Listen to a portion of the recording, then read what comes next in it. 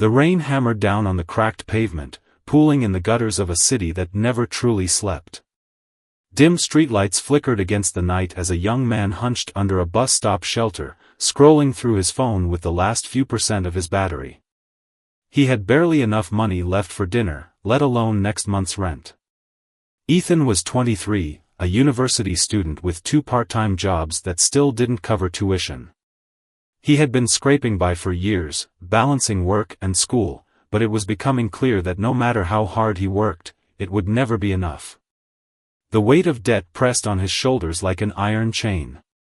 He wasn't even living, just surviving. He checked his messages again. Nothing. The part-time gig he had lined up tonight had cancelled last minute. No work meant no pay, and no pay meant another night of ramen and regret. His stomach tightened in protest. He sighed, staring at his reflection in a rain-streaked window. His dreams of making something of himself seemed further away than ever. That was when he first saw her. A sleek black car pulled up across the street, an expensive model that didn't belong in this rundown part of town. The tinted window rolled down, and for a moment, he thought the woman inside had been watching him. Her face was striking, framed by perfectly styled silver hair. Not the frail kind of old, no, she carried herself with an air of power, the kind of confidence only people with too much money could afford.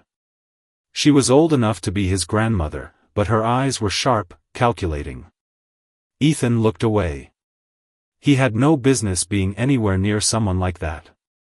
But then the car door opened, and to his shock, she stepped out and walked toward him. "Excuse me, young man," she said, her voice smooth but firm. "You look like someone who could use an opportunity." Ethan hesitated. I don't have time for hesitation." Her tone left no room for argument. "Get in the car." Every logical part of his brain screamed no, but desperation spoke louder. He had nothing to lose. If she was some kind of con artist, she'd be in for a disappointment. He was already broke. The leather seats of the car were more comfortable than anywhere he'd sat in weeks. The scent of expensive perfume mixed with something else, something unfamiliar, like old money and secrets. The woman regarded him carefully as the driver pulled away. "Tell me," she said, crossing one leg over the other, "how far would you go to change your life?" Ethan's throat went dry. "That depends." She smiled. "Good answer." The next 30 minutes were a blur. She introduced herself as Madeleine Laurent, CEO of a multinational corporation Ethan had only ever heard of on the news. The kind of woman whose name carried weight in boardrooms and political circles. The kind of woman who didn't waste time on nobodies like him. "I'm going to make you an offer," she said, watching his reaction carefully. "One that people in your position don't often get." Ethan forced himself to hold her gaze. He had no idea where this was going, but he could already feel the ground shifting beneath his feet. Madeleine took a sip of her drink before continuing. "I need a husband." Ethan blinked. He was sure he had misheard. "I'm sorry, what?" She leaned in slightly, the glint of amusement in her eyes never fading. "I need a husband. Not a lover. Not a partner. A husband." Ethan's pulse pounded in his ears. You're serious?" "I don't waste time on jokes, Mr. Carter." She leaned back against the seat, perfectly composed. "I need someone I can trust, someone with no ties to my world." "You fit the profile." He stared at her, unable to fully process what was happening. This had to be a setup. A prank. Some sort of social experiment. But the way she looked at him, calm, calculated, made him realize this was very real. "What's the catch?" he asked finally. Her lips curved slightly. "There are rules. You will be my husband on paper, nothing more. You will attend events with me, live in my home, and enjoy the privileges of wealth. In exchange, you will be well taken care of." No financial worries. No student debt. Your future, secured. It sounded too good to be true. It had to be. And at the end of it, he asked, his voice barely above a whisper. 1 year, she said smoothly. After that, you walk away with enough money to live comfortably for the rest of your life. Ethan felt his breath catch. 1 year. He could endure anything for 1 year, couldn't he? He thought of his empty bank account, his overdue rent, the endless grind with no escape. And then, Madeline said the words that sealed his fate. Or, you can go back to struggling. Your choice. Something in him snapped. It wasn't even a choice, not really. He could continue barely surviving, or he could take a leap into the unknown and see where it led. He swallowed hard, looking into her eyes. When do we start? Her smile was small but triumphant. Tomorrow. The next 24 hours were a blur of legal documents and contracts, agreements that he barely understood but signed anyway. He was introduced to her team, lawyers, assistants, people who worked behind the scenes to ensure her empire ran like a well-oiled machine. By the time the wedding day arrived, Ethan felt like he was trapped in a dream. The kind where you watch yourself go through the motions but never quite feel present. The ceremony was efficient, not romantic, not sentimental. Madeline had arranged everything. There were no vows of love, just an exchange of signatures and a press conference afterward. He was introduced to the world as her new husband, and the reactions were exactly what he expected: shock, gossip, whispers of scandal. But it was done. That night, as he stood in her massive mansion, staring at the surreal luxury surrounding him, it hit him just how much his life had changed. No more worrying about money. No more struggling to survive. Then Madeline appeared in the doorway, holding something in her hand. A small, black key. She tossed it to him. There's something I want you to see. Ethan caught the key, confused. What is this? She didn't answer, just turned and walked away. His pulse quickened as he followed her down the grand hall, past rooms larger than his entire apartment. Then, they reached a door at the end of the corridor, different from the others. It was older, reinforced with something stronger than wood. Madeline gestured for him to open it. Ethan slid the key into the lock, his hand slightly unsteady. The door clicked, then swung open with an eerie creak. The room was cold. Too cold for a house so grand. Inside, rows of filing cabinets lined the walls, their contents unknown. But it wasn't the cabinets that caught his attention. It was the single chair in the center of the room, facing a screen. And on that screen, Ethan's stomach twisted.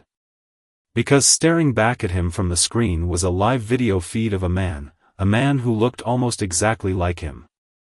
And he was locked in a room just like this one. Ethan's breath hitched. He turned to Madeline, but her expression remained unreadable. What is this?" he whispered. She smiled, but this time, there was something dark behind it. "Welcome to your new life, Ethan." And with that, she turned and walked away, leaving him standing in the freezing room, staring at the terrifying truth that he had just stepped into something much bigger than himself. Ethan stood frozen, his breath coming in shallow gasps as his eyes remained locked on the screen before him. The image flickered slightly, but the man on the screen was unmistakable. He looked just like Ethan.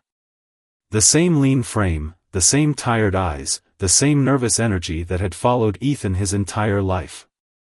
It was as if he was staring at a version of himself that had been left in a cold, dark room to rot. His fingers curled into a fist. "Who is that?" His voice was barely above a whisper, but the room was so silent that the words rang out like gunshots. Madeline remained poised near the doorway, her expression impossible to read. "That, Ethan, is the question you should be asking yourself." He turned toward her, heart hammering. "This isn't funny. Who is he? Where is he?" Madeline let out a soft, almost amused sigh. Does it matter? She stepped forward, her presence as commanding as ever, and gestured to the screen. He could be anyone. An old mistake. A forgotten secret. A man who should no longer exist. Ethan swallowed hard. His skin prickled with unease.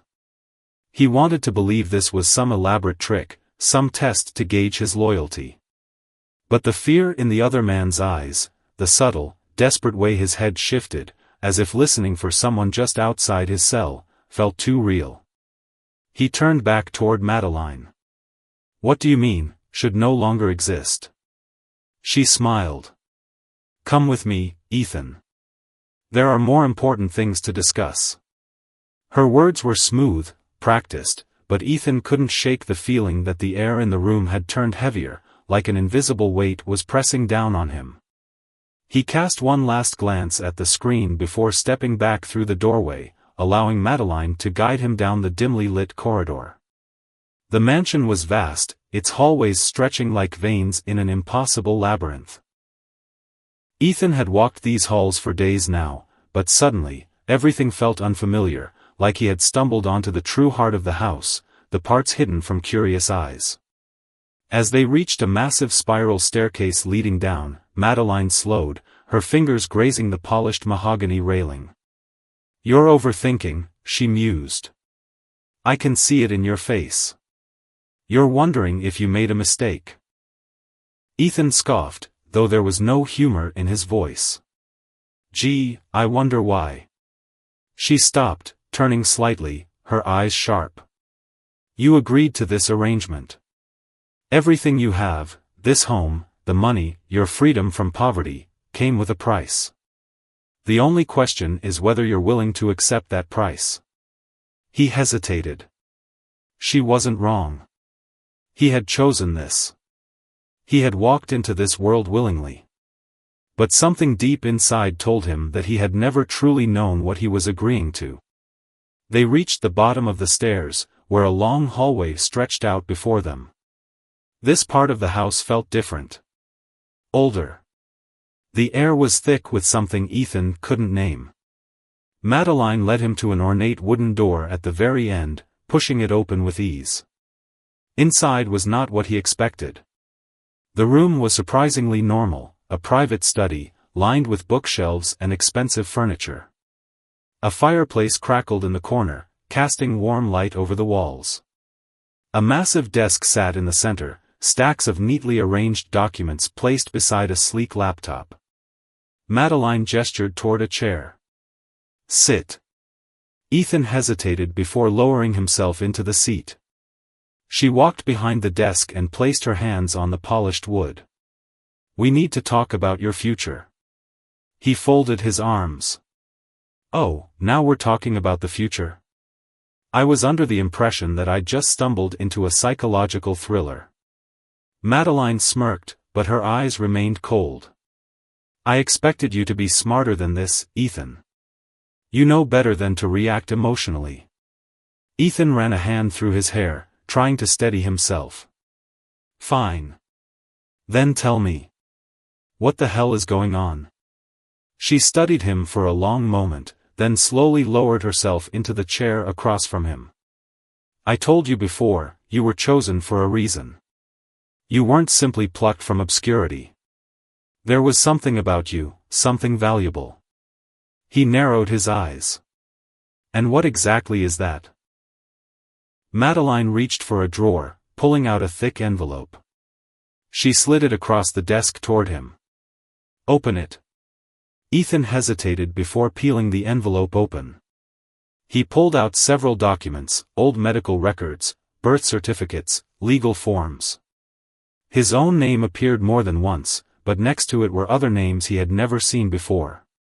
One in particular made his blood run cold. It was a death certificate. And it had his name on it. His pulse pounded in his ears. He read the document once. Twice. His hands shook. What is this? Madeline leaned forward slightly. That is your death certificate. Filed 10 years ago. Ethan shot up from his chair. That's impossible. I've been alive, Madeline didn't flinch. And yet, according to official records, you died. No social security, no digital footprint past that date. You, Ethan Carter, do not exist. His breathing was ragged. His mind raced. This was a joke, a setup, some kind of mistake, but then his eyes flicked to the screen of the laptop on the desk. A live feed played from another security camera. This time, it showed a hospital bed in a private medical wing. A man lay still, attached to machines, his face obscured by an oxygen mask. Madeline's voice was quiet but firm. That man was supposed to be you. Ethan felt his knees go weak. His past, everything he had ever known, was suddenly being rewritten before his very eyes. Madeline exhaled softly, as if this was all perfectly normal. You were never supposed to make it past childhood. A clerical error, a mistake in someone's careful planning. You were written off as dead, but somehow, you slipped through the cracks. You were never supposed to exist, and yet, here you are. Ethan clenched his jaw. So what? What does that mean for me now? Madeline steepled her fingers. It means that for the first time in your life, you have the opportunity to matter. He swallowed hard. This is why I chose you, Ethan, she continued. Because you are invisible. A ghost.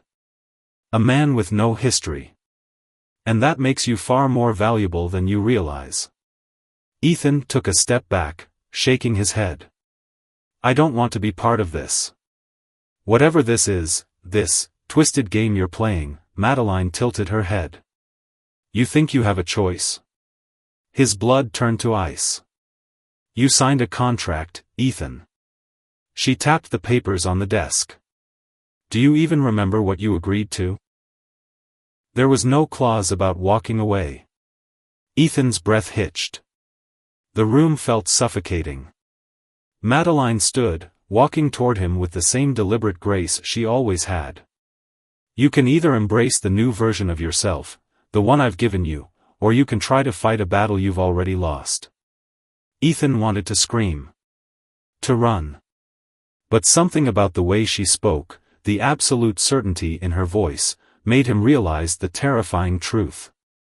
He had stepped into something much, much bigger than himself. And there was no way out. The mansion was silent, but his mind was a war zone of unanswered questions and mounting dread. He paced the length of his room, staring at the documents Madeline had given him. His name. His death certificate. The hospital footage. It didn't make sense, none of it did. How could he be officially dead? How had he lived his entire life without knowing? And most importantly, why had Madeline chosen him? Everything in him screamed that he had to get out. That this was something far more dangerous than a simple marriage contract. But then he thought about the contract itself, the legal agreements, the way Madeline had casually mentioned that there was no walking away. Had he just sold himself to something he didn't understand? The rain outside pattered against the massive windows of his suite, and he turned toward the glass. The estate stretched for acres, surrounded by thick, high walls. Leaving wouldn't be easy. But the real question was he even allowed to leave? As he sat down on the edge of the massive bed, rubbing his temples, a soft knock echoed through the door. He froze. It was well past midnight. No one had disturbed him since Madeline had left him alone with the truth. His stomach twisted as he stood up. Was it her? Had she changed her mind about letting him process everything? Cautiously, he walked to the door and opened it just a crack. A woman stood in the dim hallway, her silhouette backlit by the soft glow of the sconces along the corridor. She was younger than Madeline, maybe mid-30s, with sharp, piercing blue eyes and dark hair pulled into a sleek bun. She wore a fitted black blazer, a woman who clearly belonged in a place like this. You shouldn't trust her. The whisper was so sudden, so direct, that Ethan almost stepped back. "Excuse me?" The woman cast a glance over her shoulder before stepping closer. "I don't have time to explain everything. But if you want to survive this, you need to start asking the right questions." Ethan's pulse quickened. "Who are you?" She exhaled sharply. "For now, just someone who doesn't want to see another person disappear." His stomach clenched. "Disappear?" Her eyes darkened. "You really don't get it yet, do you?" She hesitated, then lowered her voice even further. "You're not the first." A cold wave of nausea hit Ethan. "The first, what?" The woman's gaze flickered toward the end of the hallway, as if she was expecting someone to appear at any moment. "You think you were chosen for some random reason? That Madeline just plucked you out of the world on a whim?" She scoffed. "You weren't the first young man to enter this house under a contract. And you definitely weren't the first to find out more than you were supposed to." Ethan's throat was dry. "What happened to them?" The woman pressed her lips into a thin line. "They're gone, Ethan. Not just missing. Gone. No records. No bodies. Nothing." His heart pounded. This couldn't be happening. "You have to be careful," she continued. "You signed a contract. You're legally bound to this arrangement, and trust me, Madeline doesn't take betrayal lightly." He swallowed hard. "Then why are you telling me this?" Something flickered in her expression. "Because maybe, just maybe, this time is different. Maybe you can make it out." Ethan felt like the walls were closing in. His entire world had already been upended by what Madeline had shown him. But now, this? Other men who had been in his exact position, and none of them had made it out alive? "How do I know I can trust you?" he asked finally. The woman's lips quirked in something that wasn't quite a smile. "You don't." Then, before he could stop her, she slipped a folded piece of paper into his hand and turned down the hall. Her heels clicked softly against the floor as she disappeared into the shadows, leaving Ethan standing there, heart hammering in his chest. He looked down at the paper. A single sentence was written in careful, slanted handwriting. "Go to the East Wing. Midnight. Don't let them see you." Ethan's breath came in short, rapid bursts. He shouldn't go. He knew he shouldn't go. If what this woman said was true, if men before him had vanished, then sneaking around Madeline's estate was a death wish. But at the same time, he had to know the truth. For hours, he waited, sitting in the dark, gripping the note so tightly that it crumpled in his palm. Midnight crept closer, and with it, a growing sense of unease.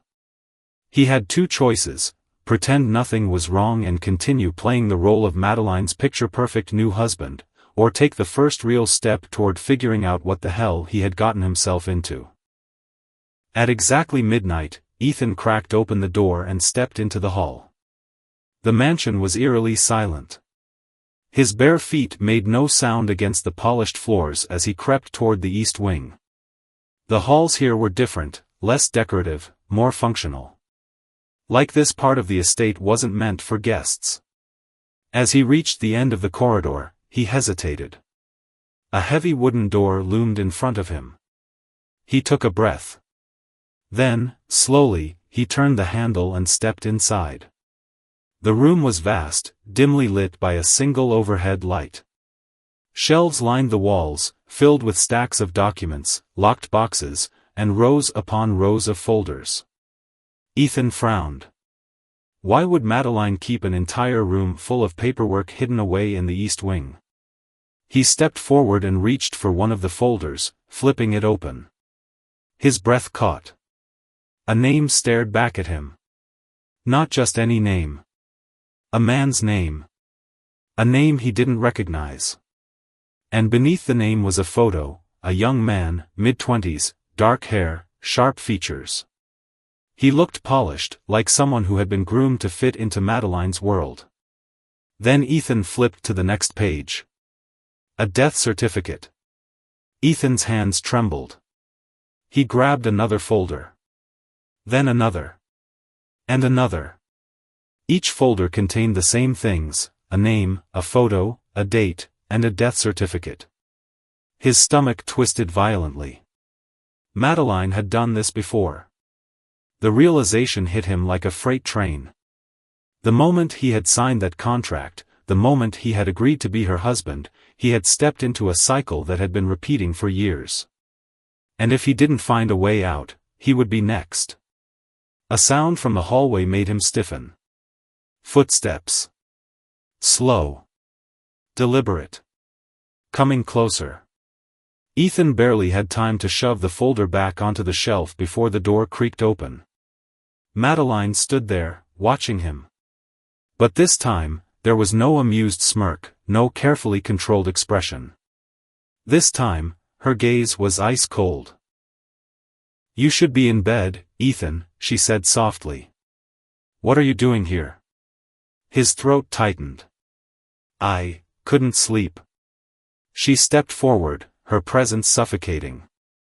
"Then why, my dear husband, do you look like you've just seen a ghost?" Ethan's pulse pounded. He forced a swallow. "Because I just realized I'm going to die here." But instead, he smiled. "I guess I'm just still getting used to married life." Ethan forced a smile, but inside, panic clawed at his ribs like a caged animal. Madeline's gaze was unreadable, her presence a silent warning. She knew. Maybe not everything, but enough. Enough to realize he had seen something he wasn't supposed to. He needed to get out of that room, fast. Madeline stepped closer, her eyes never leaving his. "You know, Ethan," she said, voice velvety smooth, "trust is everything in a marriage." He swallowed, his throat painfully dry. "Of course." Her gaze flicked to the shelves behind him, to the countless folders of dead men.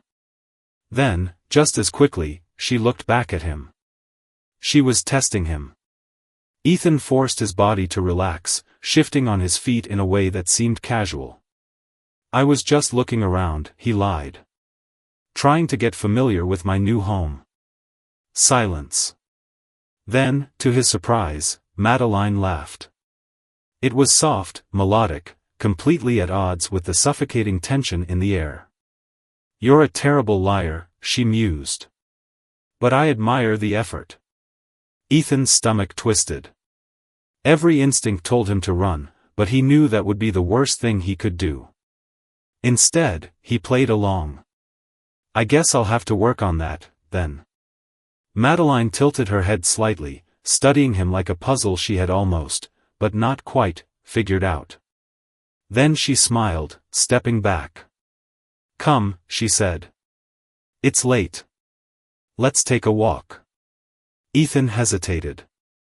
A walk? After what had just happened? But refusing her wasn't an option. He followed her out of the records room, the heavy door shutting behind them with a soft click that felt disturbingly final. The hallway was eerily quiet as they walked, their footsteps barely making a sound against the polished floors. Madeline led him through a part of the mansion he hadn't seen before, a glass-enclosed corridor that overlooked the vast estate grounds. Beyond the towering walls, the city lights flickered in the distance, an unreachable world that felt galaxies away. For a moment, neither of them spoke. Then Madeline sighed. "You remind me of someone." Ethan glanced at her. "Who?" She didn't answer immediately. Instead, she placed a hand against the glass, her expression unreadable. "A mistake I made a long time ago." A chill ran down his spine. She turned to him, her smile faint. "Ethan, do you know why I chose you?" He clenched his jaw. He wanted to say no. But after everything he had seen tonight, he wasn't sure he wanted the answer. Still, he nodded. "Tell me." Madeline studied him for a moment before exhaling softly. "Because you were already supposed to be gone." His stomach twisted violently. She continued, her voice calm. Most people spend their lives running from death, but you've been living on borrowed time without even knowing it. Ethan felt his breath catch. The hospital records, he murmured. The death certificate. Madeline nodded. Yes. But it's more than that. She turned back to the glass, staring out at the darkened gardens. There are people in this world who don't belong to any system. Ghosts, you might say. People who were never meant to exist. Ethan clenched his fists. And I'm one of them. Madeline's gaze returned to him, piercing. You are a loose thread, Ethan. And loose threads have two options, be cut, or be woven into something greater. His blood ran cold. Is that what happened to them? He asked, voice barely above a whisper. The others? Madeline didn't blink. Some of them weren't strong enough. Others made the wrong choice. Ethan swallowed hard. He wasn't sure what terrified him more, the way she spoke about it so casually, or the fact that he was now one of them. You don't have to be afraid, she said suddenly, her tone shifting. In fact, you should consider yourself lucky. Ethan let out a bitter laugh. Lucky? Madeline smirked. Do you know what most people would give for a chance like this? To start over, to live without the weight of their past holding them down? Ethan gritted his teeth. A chance for what? Her expression softened, and for the first time, there was something almost genuine in her eyes. To be free. He almost laughed. Free? He had never felt more trapped in his life. Madeline seemed to read his mind. You don't believe me now, but you will. I didn't bring you here to be a prisoner, Ethan. I brought you here to give you a future. He exhaled slowly, trying to keep his voice steady. And if I don't want it? People who made you, made an error. Ethan's breath came in ragged gasps. What are you saying? Madeline placed a hand against the glass. That you weren't born, Ethan. You were created. His stomach twisted violently. No, he whispered. That's not possible. She tilted her head. Isn't it? You've always wondered, haven't you? Why you've never had a paper trail. Why there were gaps in your past that never made sense. Ethan shook his head, denying it. I had a family. I grew up, a fabricated past, Madeline cut in smoothly. One carefully placed to make sure no one ever noticed the mistake. Ethan felt like the room was spinning. So what, what? A clone? Madeline's lips curled into a small, knowing smile. Something like that. His chest heaved. Why are you telling me this now?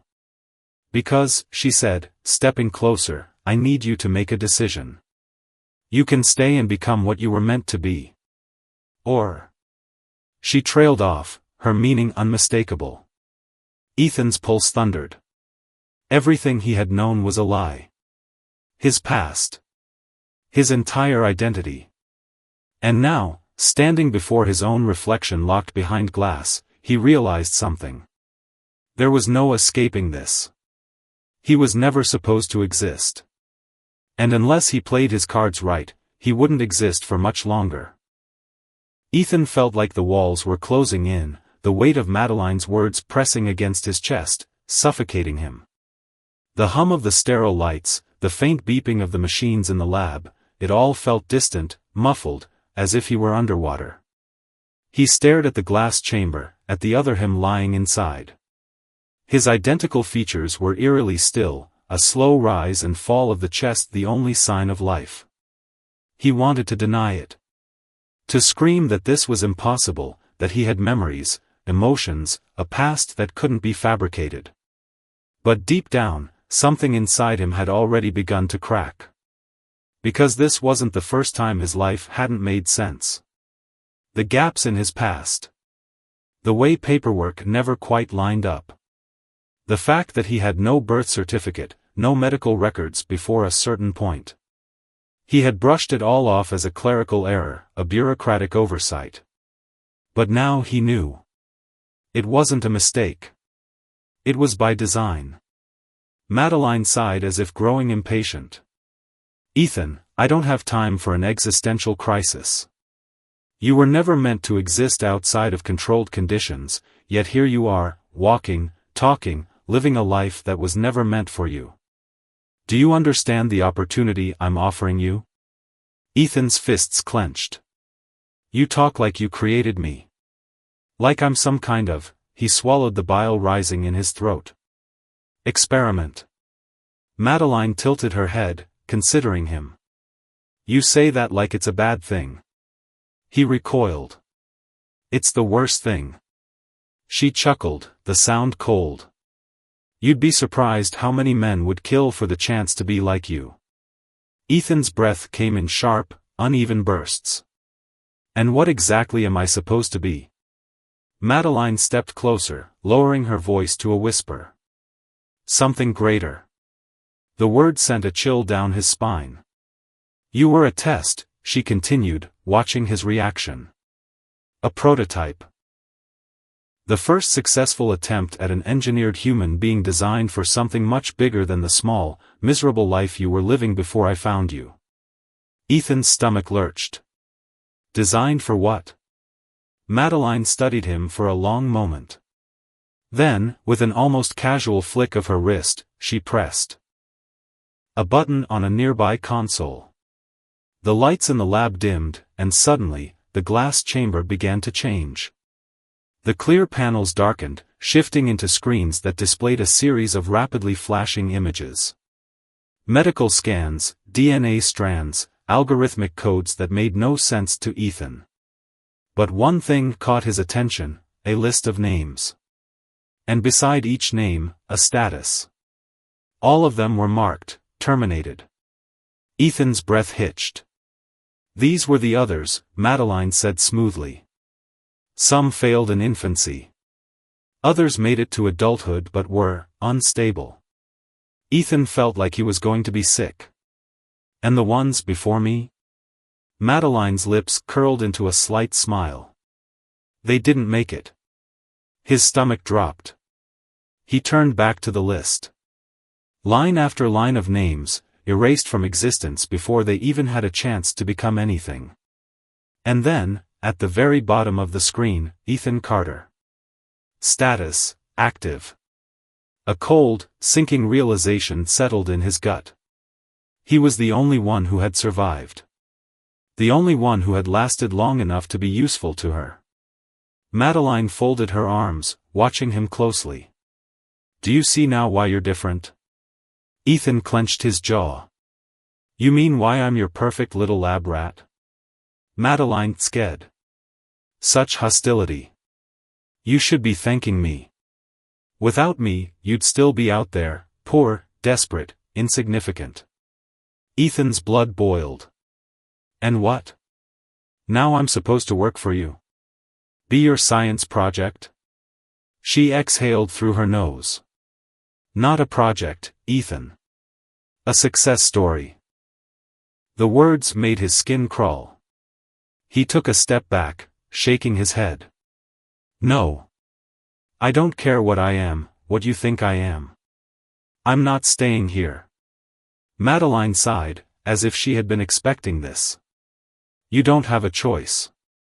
His chest heaved. Like hell I don't. Without thinking, he turned and bolted for the door.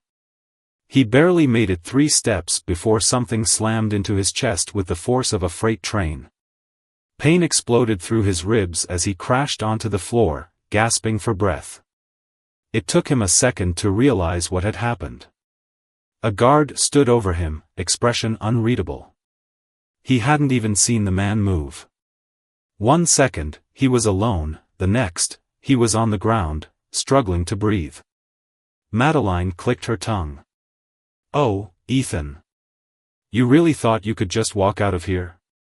Ethan gritted his teeth, forcing himself to sit up despite the pain radiating through his ribs. I'll find a way. Madeline's expression darkened. I hope, for your sake, that's not true. She turned to the guard, her voice flat. Take him back to his room.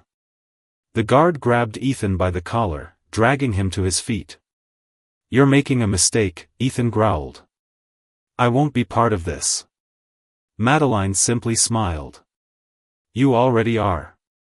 The last thing he saw before the door slammed shut behind him was his own reflection in the glass chamber. And the worst part? He wasn't sure which version of himself was the real one anymore. Later that night Ethan sat on the edge of his bed, his mind racing. Everything he had believed about himself, his entire identity, was a lie. He was never supposed to exist. And now, Madeline owned him. His fingers curled into fists. No. He wouldn't let that happen. Then he remembered the woman from the hallway. The one who had warned him. You weren't the first. And none of them made it out. She had known. She had known this whole time. Which meant one thing, there was a way out. Ethan exhaled shakily, forcing himself to think. He needed a plan. He couldn't fight Madeline head-on. Not yet. But if he was truly invisible to the world, if he was a ghost like she claimed, then maybe, just maybe, he could use that to his advantage. He wouldn't be another terminated name on her list. He wouldn't be her experiment. He would beat her at her own game.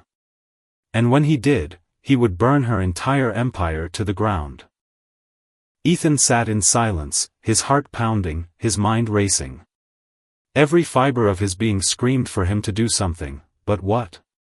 He was trapped in a mansion built on lies, surrounded by guards who could kill him without a second thought. Madeline had made it painfully clear, there was no walking away from this. But she had made one mistake. She underestimated him. Ethan had spent his entire life surviving. He had grown up scraping by, navigating a world that didn't care whether he lived or died. He had learned to adapt, to watch, to wait for the perfect moment. And now, that moment was coming. The room was silent except for the faint hum of the security systems embedded in the walls. Ethan glanced toward the door, half expecting one of Madeline's men to be standing there, watching. But for now, he was alone. Which meant he had time. Carefully, he reached under the mattress, where he had hidden the small scrap of paper the woman had given him. He unfolded it, scanning the message again. Go to the East Wing. Midnight. Don't let them see you. He exhaled slowly. It was a trap. It had to be. But if it wasn't, if this woman really did know a way out, then this was his only shot. He had no choice. Midnight came faster than he expected. Ethan stayed completely still in his bed, listening. The guards outside his door had been rotating shifts every few hours, always the same routine. They were predictable, and that was their weakness. When the hallway finally went quiet, Ethan moved. He slipped off the bed, staying low to the floor, inching toward the door. He pressed his ear against it, listening for any movement. Nothing. Carefully, he twisted the handle. The lock clicked silently, and he eased the door open just enough to slip through. The hallways were eerily empty. No guards. No staff. Just the cold, polished floors stretching endlessly ahead. Too easy. He moved quickly, keeping to the shadows, his pulse hammering. Every turn he took, he expected someone to grab him, to end this before it even started. But no one came. He reached the East Wing in minutes, pressing himself against the wall as he approached the door at the end of the hall. A single light flickered above it. His stomach twisted. Something about this felt wrong. He hesitated, fingers hovering over the handle. Was this really the way out? Or was he walking into Madeline's final test? Then, movement.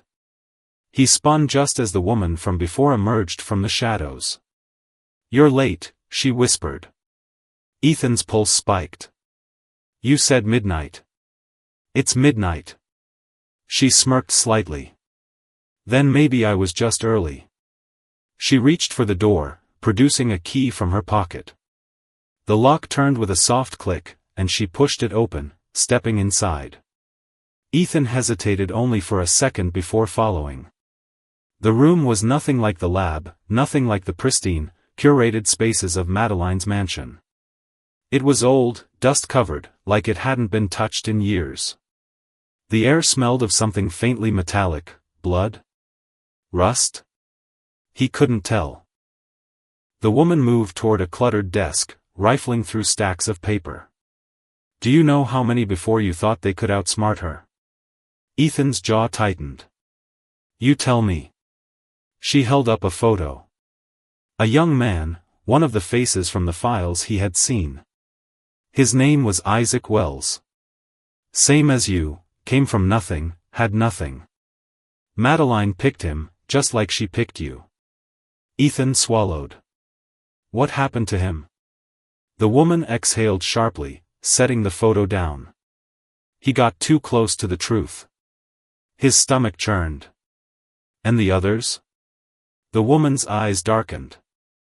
You saw the files. You already know. Ethan clenched his fists. Madeline had done this over and over again. Each man before him had thought they were special, that they could survive. But one by one, they had been erased. And now it was his turn. The woman turned to him, eyes burning with urgency. Listen to me, Ethan. You don't have time to play the hero. If you want to get out of here, we have to move, now. Ethan stiffened. We? For the first time, uncertainty flickered across her face. You really think I'm just some helpful stranger, she murmured. You think I don't have my own reasons for wanting her gone? Ethan didn't move. Who are you? A long pause. Then, a name he didn't expect. Madeline's daughter. The air left his lungs. He stared at her, trying to piece together the impossible. That's not, she told me she had no family. The woman scoffed. And you believed her? Ethan didn't know what to believe anymore. You're running out of time, she continued, grabbing a folder from the desk. She's watching you, Ethan. She's waiting to see what you'll do. But if you hesitate, a noise outside. Footsteps. Both of them went still. The woman moved fast, shoving a small flash drive into his hand. Everything you need to bring her down is on this. Ethan stared at it. Why are you giving this to me? She gave him a humorless smile. Because you're the first one who's made it this far. The footsteps grew louder. Go, she hissed. Now. Ethan ran. He bolted down the hall, the sound of boots behind him, his heart hammering as alarms suddenly blared to life. She had known. Madeline had known. The estate was a maze, guards emerging from nowhere, voices shouting. Ethan ducked into a side corridor, his chest burning as he forced himself to keep moving. Ahead, a window. It was his only chance. He didn't think. He just ran straight for it. The glass shattered around him as he crashed through, plummeting 2 stories down into the cold, unforgiving darkness. Pain exploded through his body as he hit the ground, the wind knocked from his lungs. Somewhere in the distance, he heard voices, shouting. Running. But he was already pushing himself up, already forcing his broken, bruised body to move.